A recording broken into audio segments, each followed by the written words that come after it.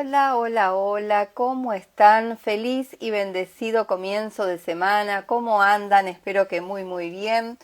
Bueno, en un horario un poco atípico para mis lecturas, pero bueno, la mañana estuve con un compromiso, no pude, y bueno, después me fue pasando la tarde haciendo cositas.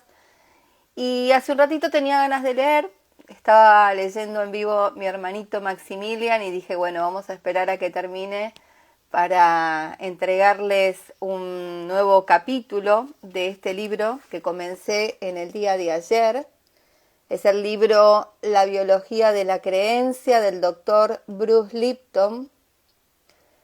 Ayer hice la lectura de la contratapa, el prólogo, el prefacio y hoy voy a comenzar con el capítulo número 1. Así que voy a dejar acá el título, gracias a todos los que se van conectando ahora, a los que lo van a ver después, ya sea por Instagram o por YouTube.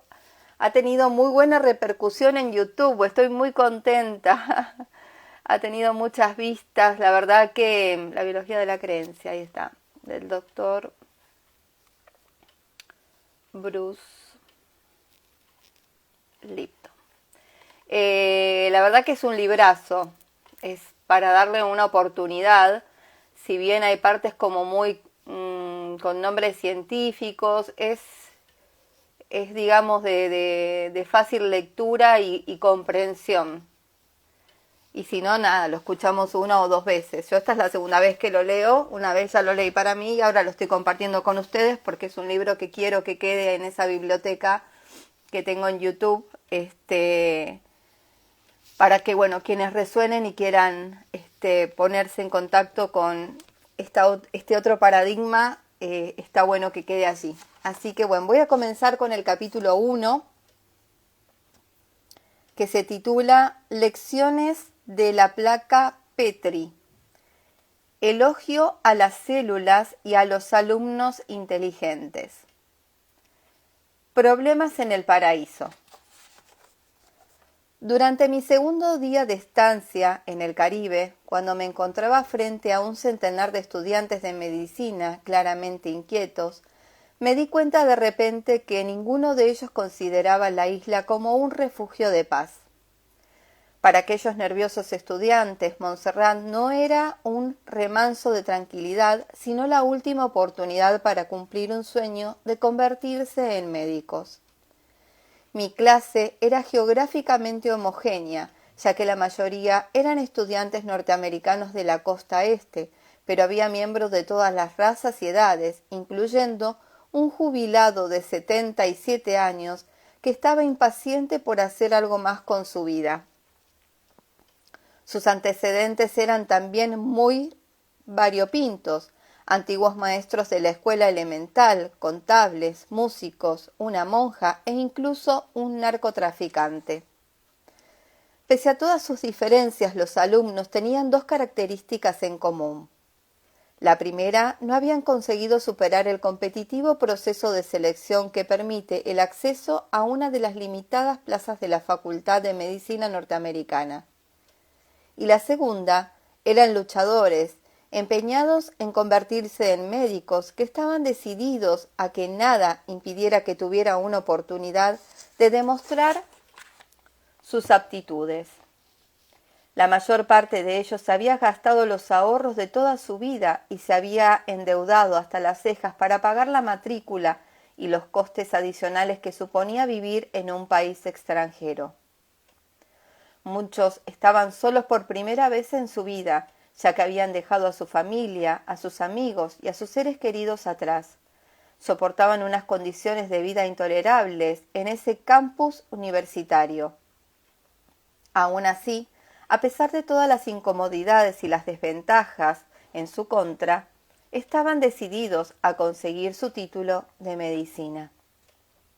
Bueno, al menos así era hasta nuestro primer día de clase.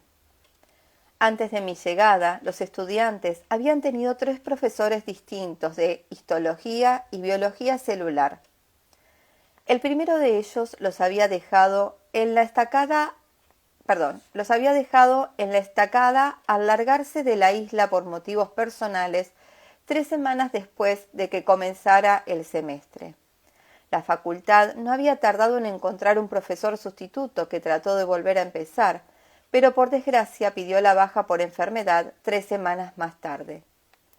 Durante los 15 días previos a mi llegada, un profesor responsable de otra asignatura les había estado leyendo algunos capítulos del libro de texto. Como era de esperar, aquello había aburrido a los estudiantes, pero la facultad estaba cumpliendo con su parte al ofrecer el número especificado de horas de clase de la asignatura. Debían cumplirse los requisitos académicos previos establecidos para los examinadores médicos norteamericanos, para que los licenciados en esta facultad pudieran ejercer en Estados Unidos. Por 4ª vez en ese semestre, los desanimados estudiantes escucharon a un nuevo profesor. Les hice un breve resumen de mis antecedentes y mis expectativas para ese curso. Les dejé claro que aunque estuviéramos en un país extranjero, no esperaba menos de ello que de mis alumnos de Wisconsin. Y que ellos tampoco debían desear que lo que hiciera, ya que todos los médicos tenían que superar el mismo examen de la Junta Médica para poder ejercer la profesión, sin importar de qué facultad procedieran.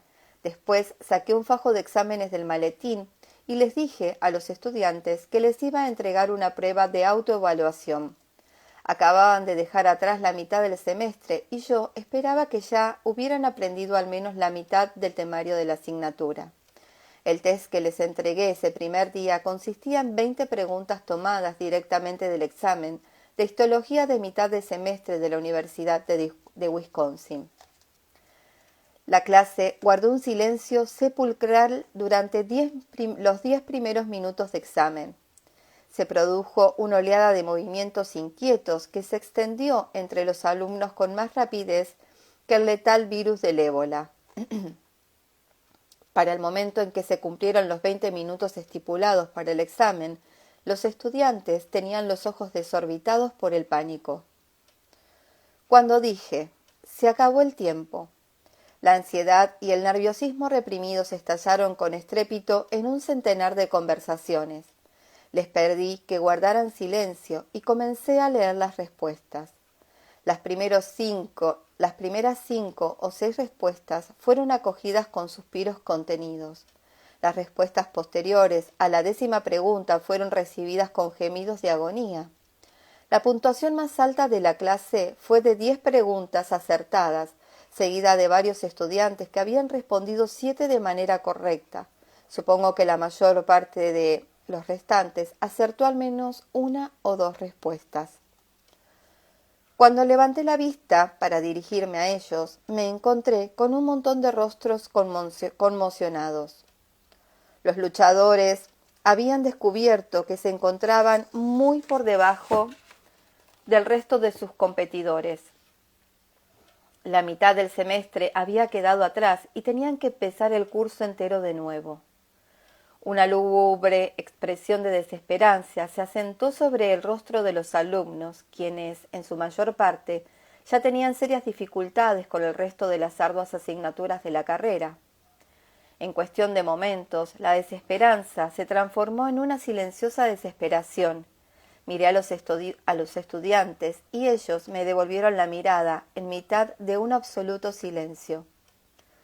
Se me hizo una especie de nudo en el estómago. En su conjunto, la clase parecía sacada de una de esas fotos de Greenpeace en las que aparecen foquitas de enormes ojos que están a punto de ser asesinadas a golpes por un comerciante de pieles sin piedad.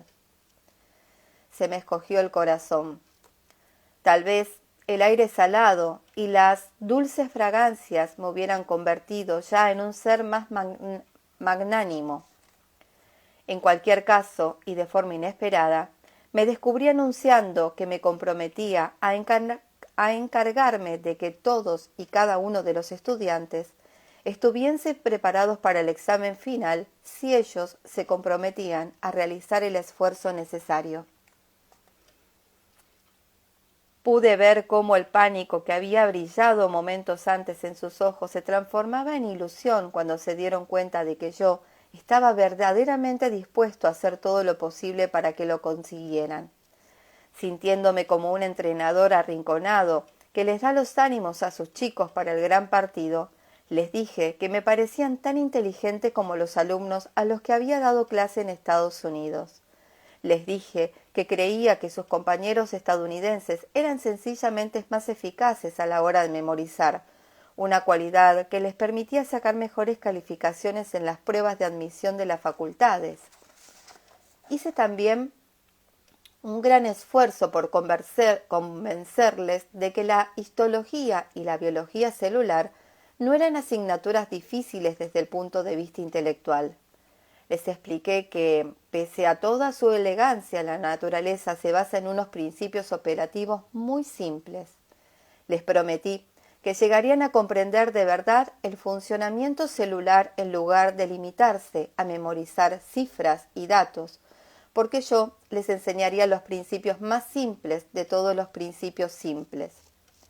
Me ofrecí a impartirles clases nocturnas adicionales, algo que pondría a prueba su resistencia después de los ya de por sí largos días de clase y prácticas de laboratorio. Los estudiantes tenían una expresión entusiasmada tras los 10 minutos de discurso. Cuando acabó la clase, salieron disparados del aula con la moral por las nubes y decididos a no dejarse vencer por el sistema. Una vez que los alumnos se marcharon, comencé a notar sobre los hombros la pesada carga del enorme compromiso que había adquirido. Comencé a tener dudas. Sabía que un buen número de los estudiantes no estaban cualificados para asistir a una facultad de medicina. Muchos otros eran alumnos competentes cuyos antecedentes no les habían permitido prepararse para semejante desafío.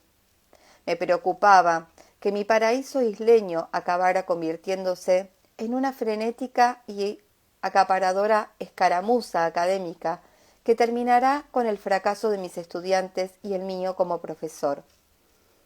Empecé a pensar en el trabajo que tenía en Wisconsin y de repente me pareció muy sencillo. En Wisconsin solo tenía que dar 8 de las 50 clases que se impartían en la asignatura de Histología y Biología Celular. Había 5 miembros del departamento de anatomía que compartían conmigo las horas lectivas. Aunque el responsable del temario era yo, desde luego, puesto que era yo quien les acompañaba durante las prácticas del laboratorio, se suponía que debía encargarme de responder cualquier pregunta de los estudiantes relacionada con la asignatura. Pero conocer el temario y dar clases no es ni parecido. Tenía un fin de semana de 3 días para evaluar la situación que yo mismo había creado. Si me hubiera enfrentado a una crisis semejante en casa, mi personalidad tipo A me habría dejado subiéndome por las paredes, como reza el dicho. Curiosamente, mientras permanecía sentado junto al agua para contemplar la puesta del sol caribeña, esa angustia se transformó sin más en una excitante aventura. Comencé a sentirme entusiasmado al darme cuenta de que por primera vez en mi vida como profesor era el único responsable de la asignatura principal, que ya no tendría que avenirme al estilo y las restricciones de los programas de enseñanzas estipulados. Las células como humanos en miniatura. Tal y como resultan las cosas, ese curso de histología fue el primero de mi carrera académica más estimulante y profundo desde el punto de vista intelectual. Puesto que era libre de enseñar la asignatura como me diera la gana, planteé una nueva forma de abordar el temario, un enfoque que me había estado rondando la cabeza durante muchos años. Siempre me había fascinado la idea de que el hecho de considerar las células como humanos en miniatura haría que resultara mucho más sencillo comprender su fisiología y su comportamiento. Comencé a entusiasmarme mientras programaba la nueva estructura del curso. La idea de superponer la célula y la biología humana reavivaba la pasión por las ciencias que había sentido desde la infancia. Todavía experimentaba ese entusiasmo en mis investigaciones de laboratorio, pero no cuando me sumergía en los detalles administrativos que conllevaba ser un miembro del profesorado, incluyendo los interminables claustros y las insoportables reuniones del profesorado. Me gustaba pensar que las células se parecían a los humanos porque, después de pasar años observándolas a través del microscopio, había llegado a sentirme intimidado por la complejidad y el potencial de lo que a primera vista no parece más que una estructura anatómicamente sencilla, una masa informe que se mueve sobre la placa de Petri. Tal vez aprendieras en el colegio cuáles son los componentes básicos de una célula. El núcleo, que contiene el material genético, las mitocondrias, que producen energía, la membrana externa y el citoplasma, que rellena el interior. Pero dentro de esas células, en apariencia tan simples, existe un mundo complejo. Estas células inteligentes utilizan ciertas tecnologías que los científicos ni siquiera han acertado a imaginar todavía. La idea de las células como humanos, en miniatura, sobre la que llevaba tanto tiempo reflexionando, sería considerada una herejía para la mayoría de los biólogos. Tratar de explicar la naturaleza de cualquier cosa no humana relacionándola con el comportamiento humano es lo que se denomina antropomorfismo. Los verdaderos científicos consideran que el antropomorfismo es un pecado mortal y condenan al astrocismo a los científicos que lo utilizan a sabiendas en su trabajo. No obstante, me pareció que estaba aportándome de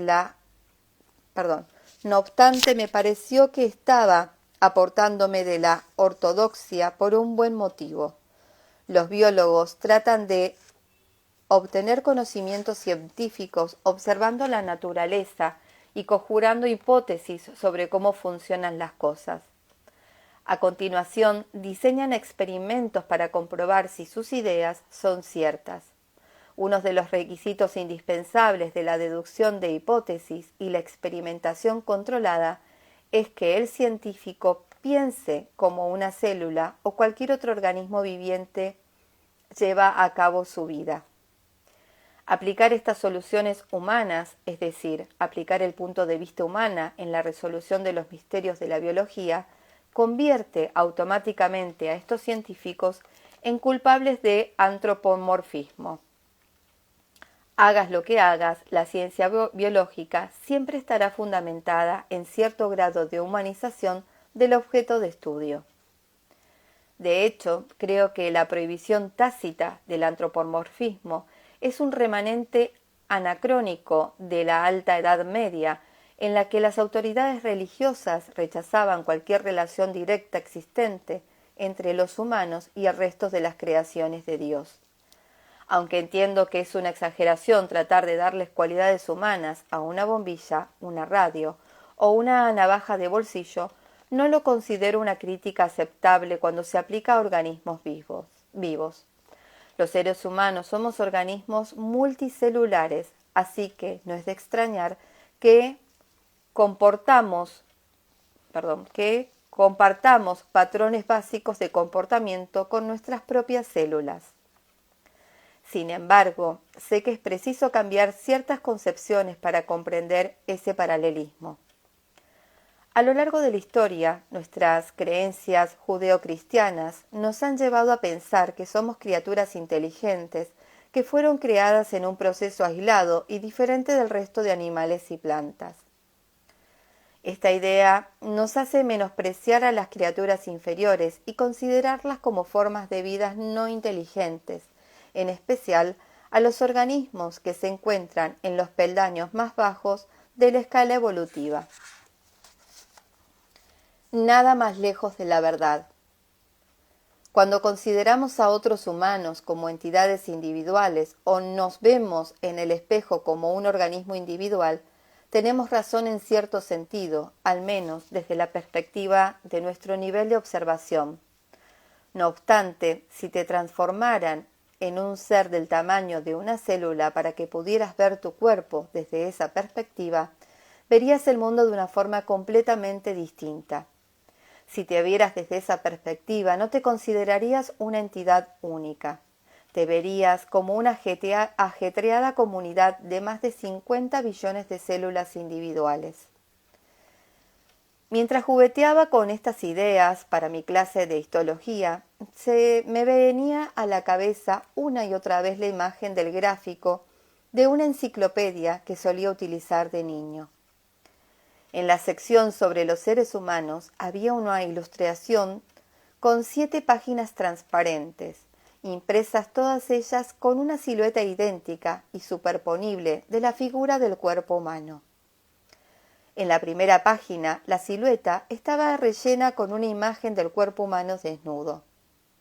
Pasar esa primera página era como retirar la piel para revelar la musculatura, que era la imagen que había en la segunda página. Cuando pasaba esa segunda página, las imágenes superpuestas del resto de las páginas mostraban una cruda disección del cuerpo. Según pasaban las hojas podía ver el esqueleto, el cerebro, los nervios, los vasos sanguíneos y los sistemas orgánicos. Para mi curso en el Caribe actualicé mentalmente estas transparencias con distintas y variadas páginas adicionales ilustradas con estructuras celulares. La mayor parte de las estructuras celulares se denominan orgánulos, órganos en miniatura, suspendidos en el gelatinoso citoplasma. Los orgánulos son los equivalentes funcionales de los tejidos y los órganos de nuestro cuerpo. Entre ellos se incluye el núcleo, que es el más grande de los orgánulos, las mitocondrias, el aparato de Golgi y las vacuolas. La forma tradicional de enseñar la asignatura consiste en aplicar primero estas estructuras y continuar después con los tejidos y los órganos que conforman el cuerpo humano. Yo, sin embargo, integré esas dos partes de la asignatura en una para reflejar la imbrincada naturaleza de los humanos y las células. Les enseñé a mis alumnos que los mecanismos bioquímicos utilizados por los orgánulos celulares son en esencia lo mismo que rigen los sistemas orgánicos humanos. Hice hincapié en que si bien los humanos estamos compuestos por billones de células, no hay una función en nuestro cuerpo que no se exprese en las células individuales. Todas las células eucariotas, las células que poseen núcleo, tienen su equivalente a nuestro sistema nervioso, digestivo, excretorio, endocrino, osteomuscular, tegumental de la piel, productor e incluso un primitivo sistema inmunológico que utiliza una familia de proteínas parecidas a los anticuerpos llamadas ubiquitinas. También les dejé claro a mis alumnos que las células son organismos inteligentes que pueden sobrevivir sin ayuda, como muy bien han demostrado los científicos al separar las células individuales de un tejido y hacerlas crecer en medios de cultivo. Tal y como suponía de niño, estas células inteligentes tienen una misión y un propósito. Buscan activamente entornos que permitan su supervivencia y evitan los que les resultan tóxicos u hostiles. Al igual que los humanos, las células individuales analizan miles de estímulos procedentes del microambiente en el que habitan. Mediante el análisis de estos datos, las células seleccionan las respuestas apropiadas que aseguran su supervivencia. Las células individuales también son capaces de aprender de estas experiencias ambientales y de crear una memoria celular que transmitirán a su descendencia. Por ejemplo, cuando el virus del sarampión infecta a un niño, se produce la activación de su inmaduro sistema inmunológico para que produzca anticuerpos proteicos que lo protejan contra ese virus. En el proceso, la célula deberá crear un nuevo gen que sirva como molde a la hora de crear anticuerpos contra el sarampión. El primer paso a la hora de generar anticuerpos específicos contra el sarampión tienen lugar en el núcleo de las células inmaduras del sistema inmunitario. En sus genes hay un gran número de segmentos de ADN que codifican tan solo retazos de proteínas. Mediante el ensamblaje al azar y la recombinación de ese ADN, las células inmunológicas crean un vasto surtido de distintos genes, cada uno de los cuales codifica por un anticuerpo con una forma diferente. Cuando una célula inmadura del sistema inmunológico crea un anticuerpo que encaja físicamente con el virus invasor del sarampión, esa célula se activará. Las células activadas utilizan un increíble sistema de maduración de la afinidad que les permite ajustar a la perfección la forma del anticuerpo final, de manera que se convierte en el complemento perfecto para el virus del sarampión. Mediante un proceso denominado hipermutación somática, las células inmunológicas activadas producen centenares de copias del gen del anticuerpo original. No obstante, cada nueva versión del gen sufre una pequeña mutación, de forma que codificará por un anticuerpo ligeramente diferente. La célula selecciona la variante del gen que produce el anticuerpo que mejor encaja. Esta versión seleccionada del gen también se somete a repetidas rondas de hipermutación somática para esculpir aún mejor la forma del anticuerpo a fin de que éste se transforme en el complemento físico perfecto del virus del sarampión.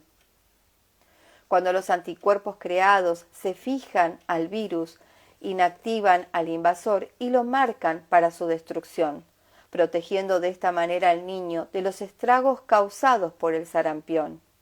Las células retienen una memoria genética de este anticuerpo, de manera que si en el futuro el individuo se ve expuesto al sarampión, inician de inmediato una respuesta inmunológica protectora. El nuevo gen del anticuerpo se transmite también a la descendencia de las células cuando éstas se dividen.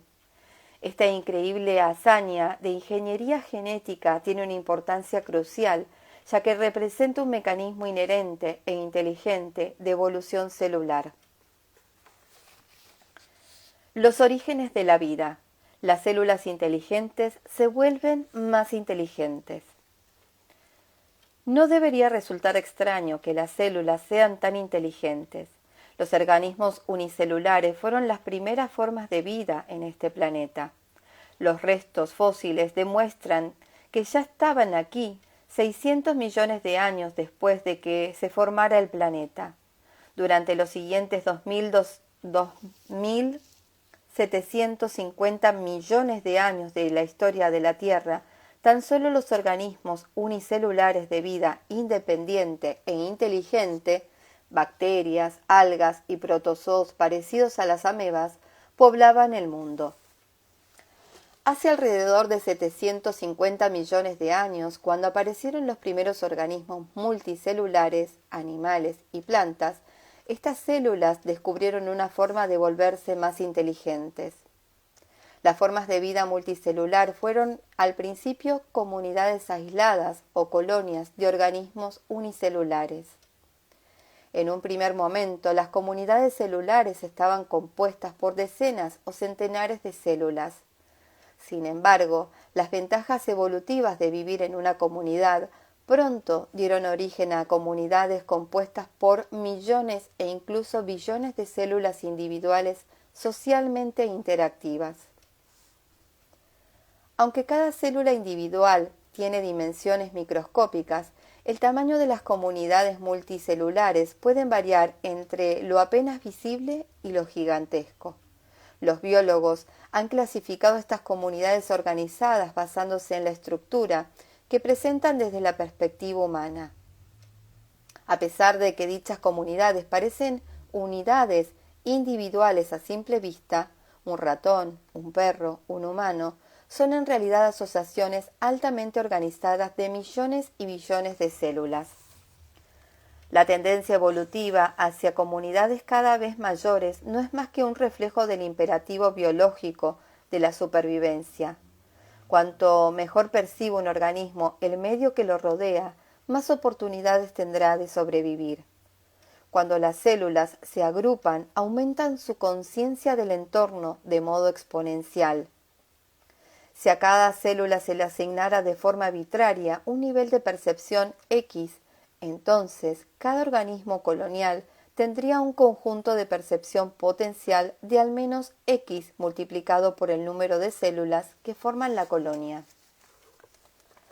Al fin de sobrevivir en un medio tan denso, las células crearon entornos estructurados. Estas sofisticadas comunidades se dividieron el trabajo con más precisión y efectividad que los simples cambiantes organigramas que tan indispensables resultan en las grandes corporaciones. Demostró ser más eficaz para las comunidades asignar determinadas tareas especializadas a las células individuales. Durante el desarrollo de las plantas y animales, las células comienzan a adquirir esas funciones especializadas ya en la fase embrionaria. El proceso citológico de especialización permite a las células formar los órganos y tejidos específicos del cuerpo. Con el paso del tiempo, este patrón de diferenciación, es decir, la distribución del trabajo entre los miembros de una comunidad, comenzó a incluirse en los genes de todas y cada una de las células de la comunidad, lo que incrementó de forma significativa la eficacia y la capacidad para la supervivencia del organismo. En organismos más grandes, por ejemplo, tan solo un pequeño porcentaje de las células está implicado en la asimilación y la respuesta a estímulos externos. Este es el papel de los grupos de células especializadas que conforman los tejidos y los órganos del sistema nervioso. La función de este sistema es percibir el entorno y coordinar el comportamiento del resto de las células que forman la enorme comunidad celular.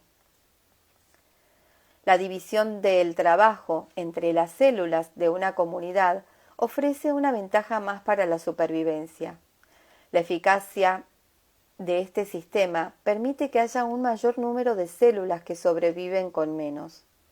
Recuerda el viejo dicho: donde comen dos, comen tres.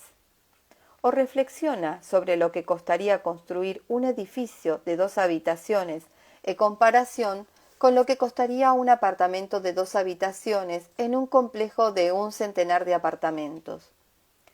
Para sobrevivir, cada célula necesita consumir cierta cantidad de energía.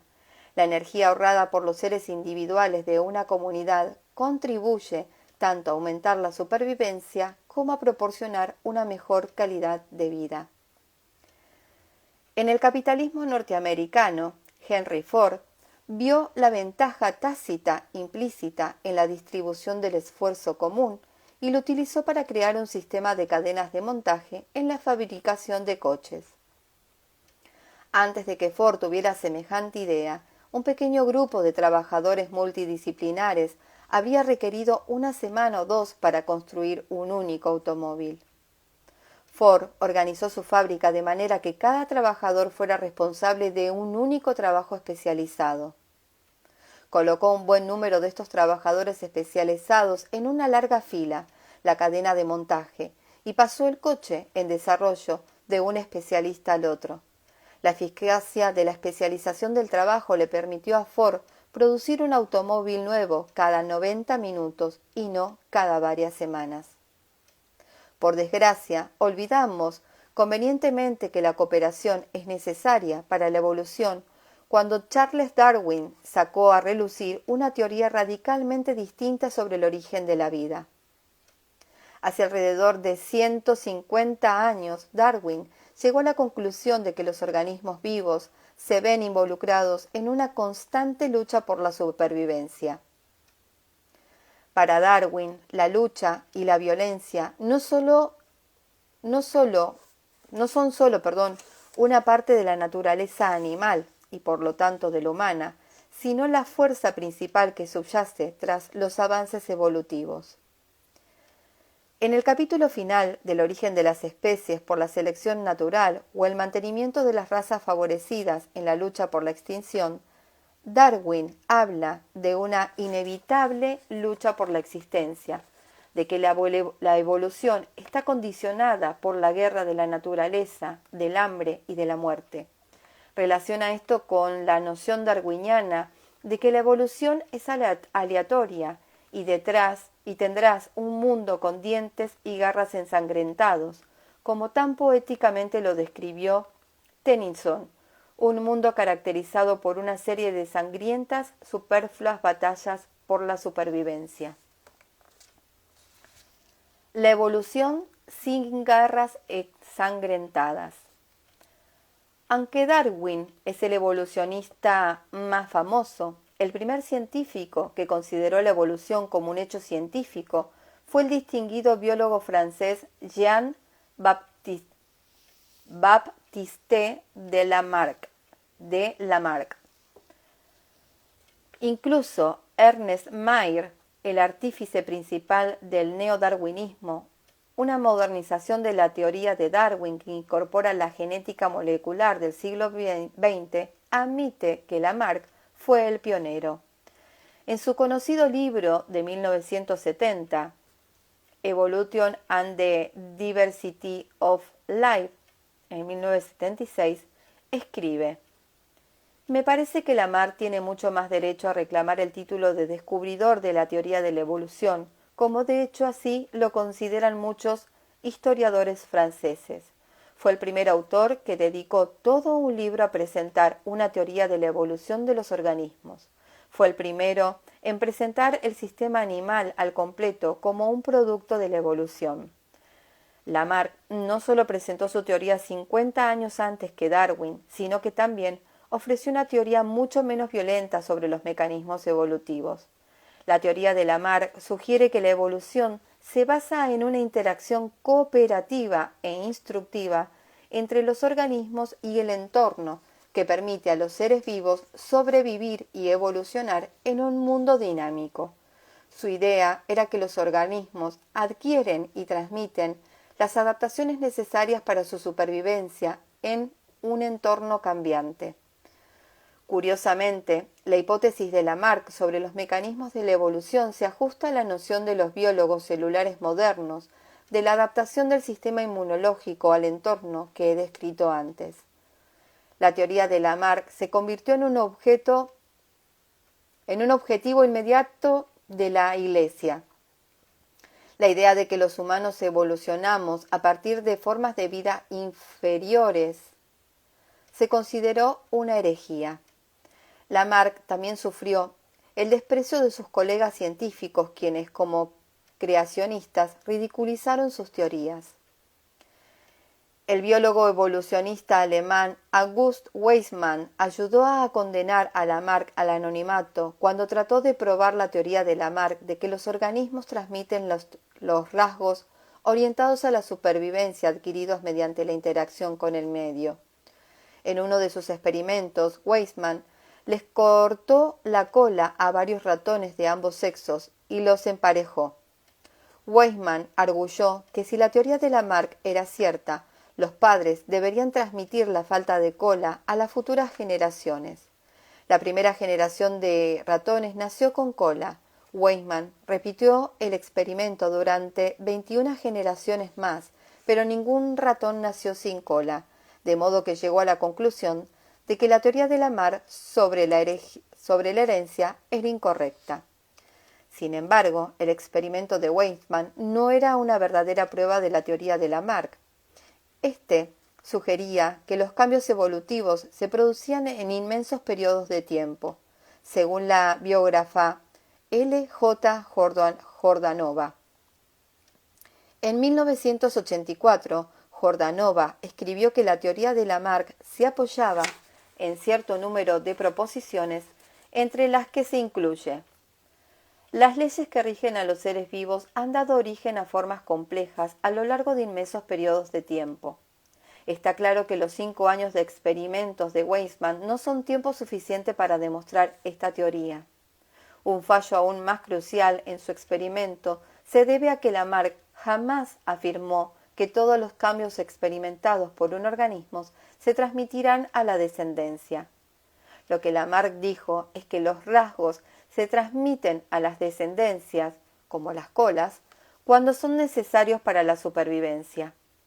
Aunque Weismann no creyó que los ratones necesitaran la cola, nadie les preguntó a los ratones si creían que su cola les resultaría necesaria para sobrevivir. A pesar de estos fallos evidentes, el estudio de los ratones sin cola ayudó a destruir la reputación de Lamarck. De hecho, Lamarck ha sido ignorado y vilipendiado casi siempre a lo largo de la historia. El evolucionista de la Universidad de Cornell, C. H.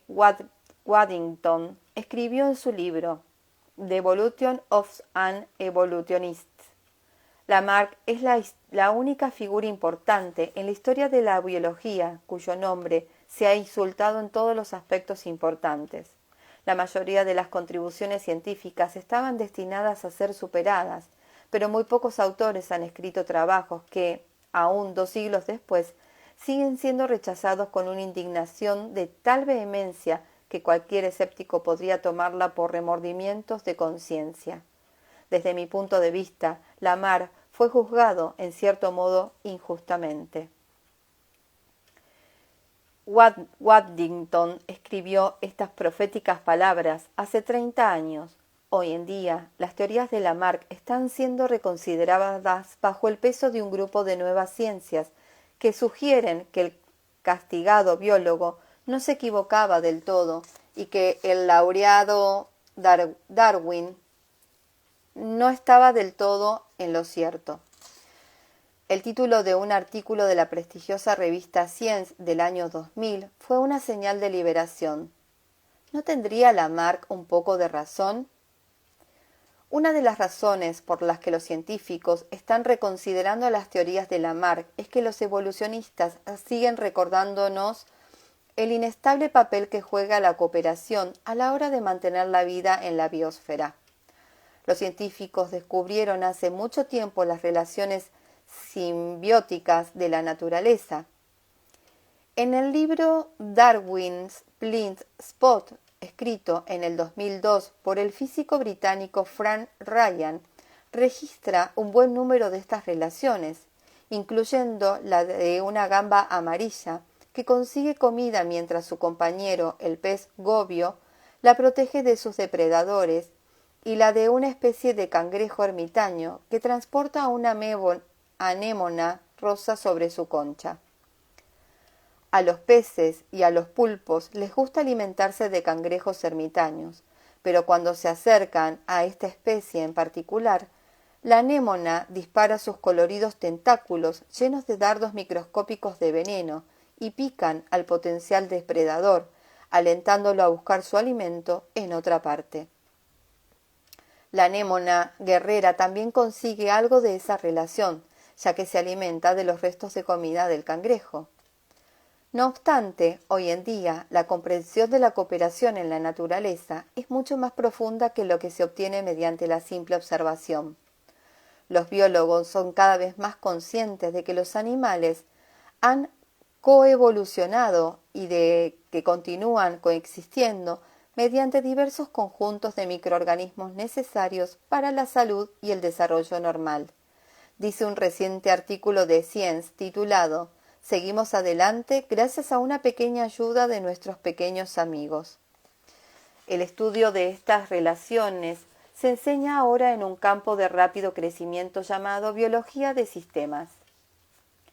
Por irónico que parezca, en las pasadas décadas nos han enseñado a declarar la guerra a los microorganismos como todos los métodos a nuestro alcance, desde los jabones antibacterianos hasta los antibióticos.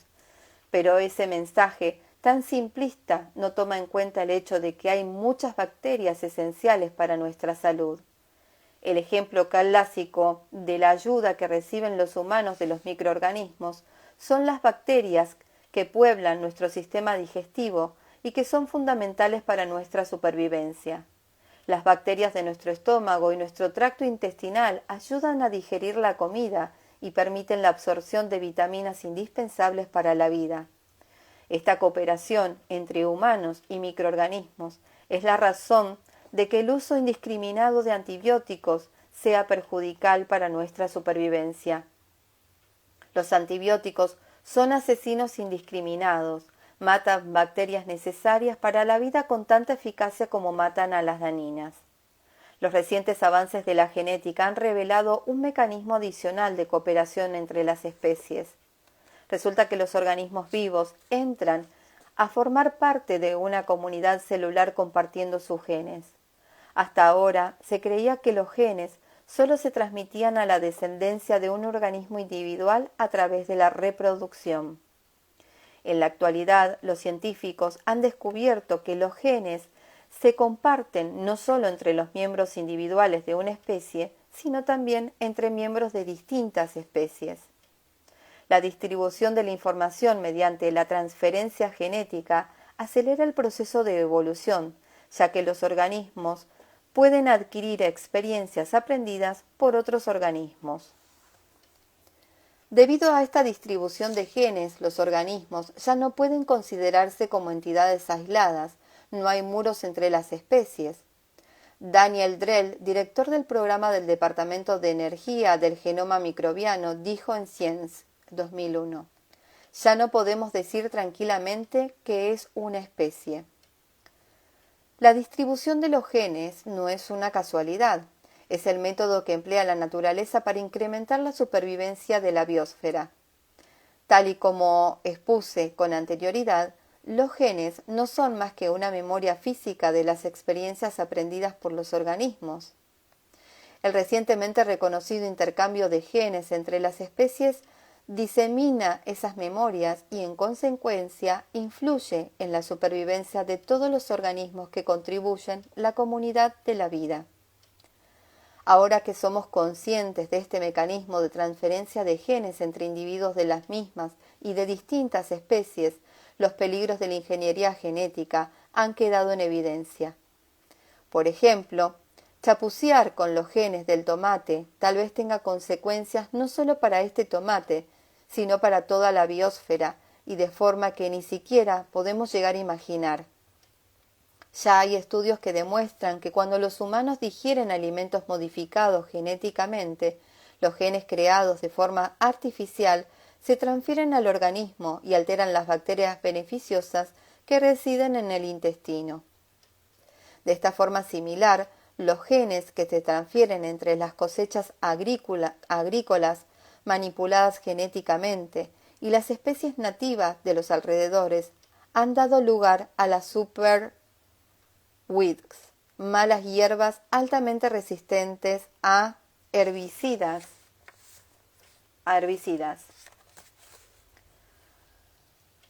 Desplanque 2002. Ese es quien lo descubrió. Los ingenieros genéticos nunca tuvieron en cuenta la transferencia genética cuando introdujeron organismos genéticamente modificados en el entorno. Ahora comenzamos a experimentar las calamitosas consecuencias de este descuido, ya que los genes artificiales se están extendiendo y modificando a otros organismos del entorno. Los evolucionistas genéticos advierten que si fracasamos a la hora de aplicar las lecciones de nuestro destino genético común, algo que debería enseñarnos la importancia de la cooperación entre todas las especies, pondremos en peligro la existencia humana. Debemos dejar atrás la teoría darwiniana, que resalta la importancia de los individuos, y acoger una que enfatice la importancia de la comunidad.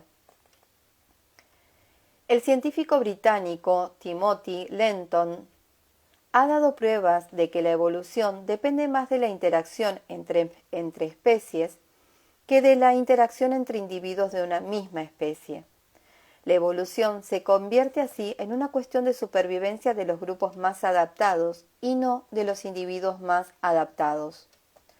En 1998, un artículo de Nature, Lenton escribe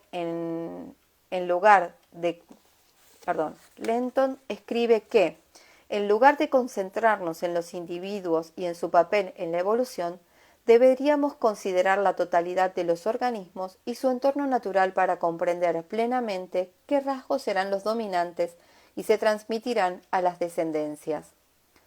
Lenton suscribe así la hipótesis sobre Gaia de James Lovelock, que sostiene que la Tierra y todas sus especies conforman un conjunto, un organismo vivo e interactivo. Aquellos que aportan esta teoría afirman que manipular el equilibrio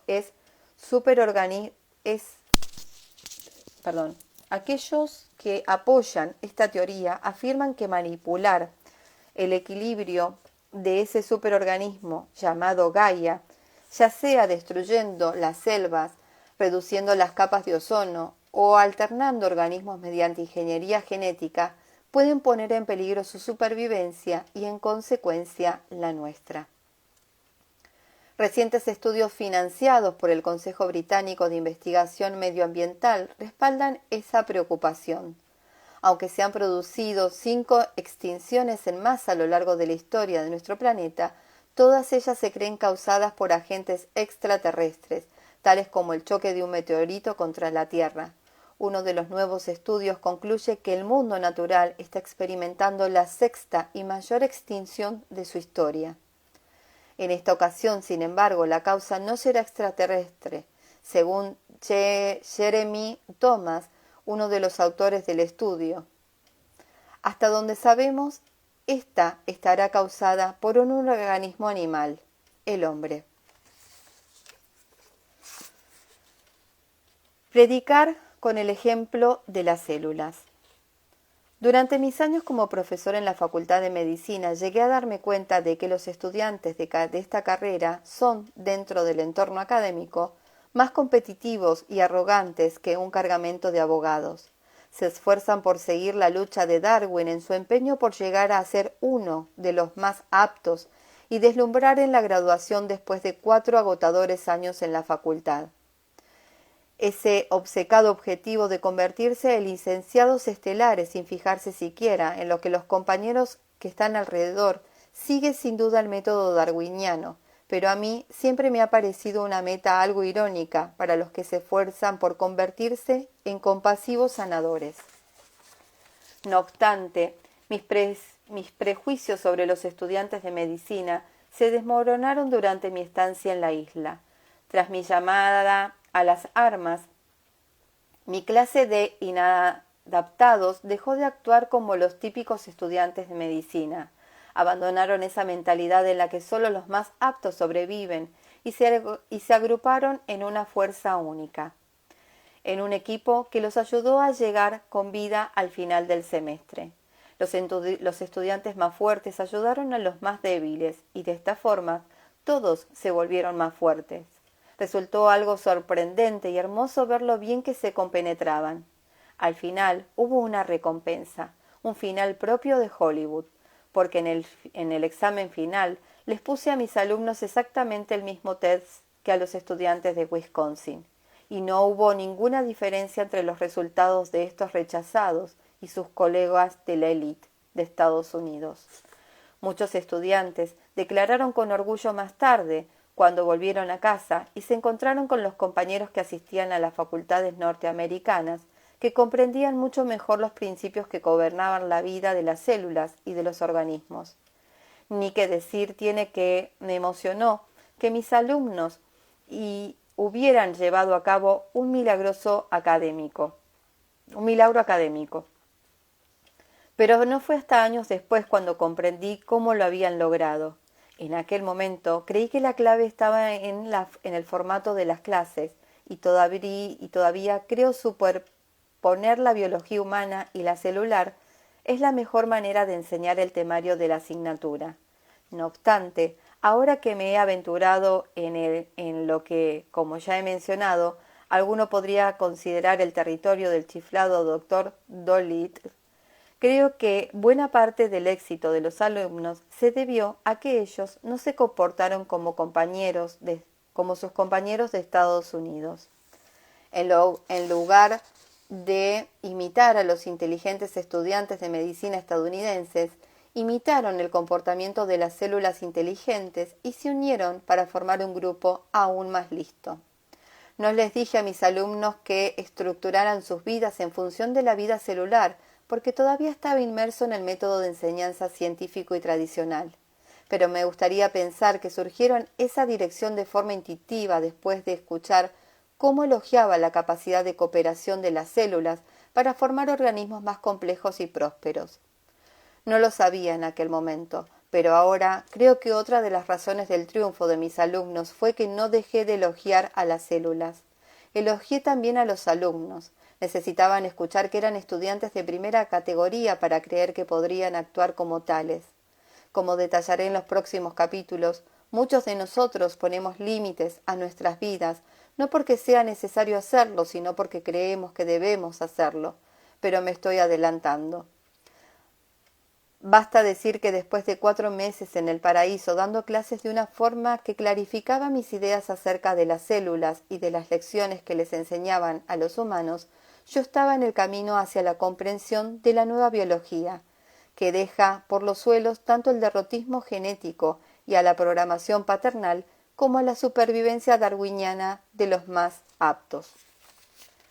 Bueno, hasta acá el capítulo 1.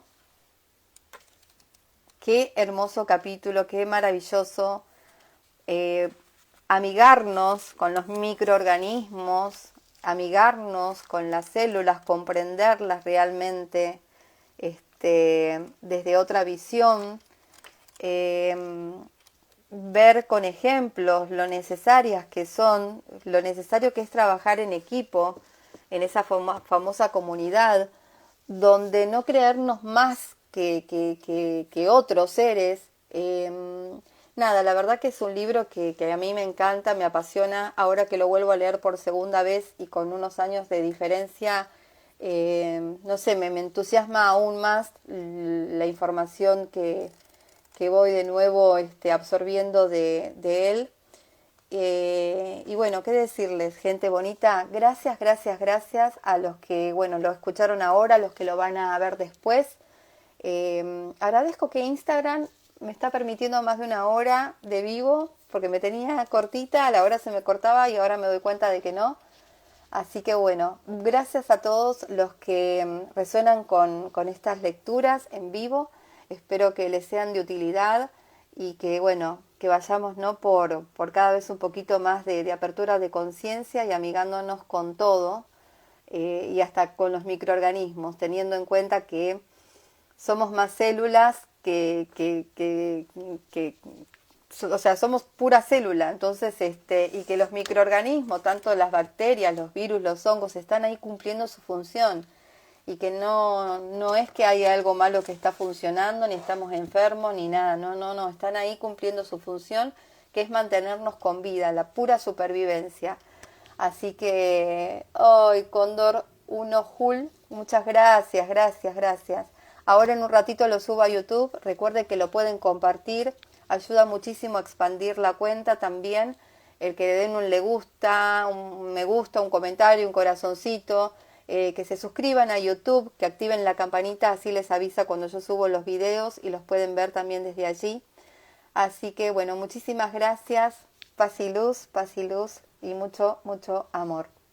Gracias, nos vemos seguramente mañana para una nueva lectura. Chao, chao.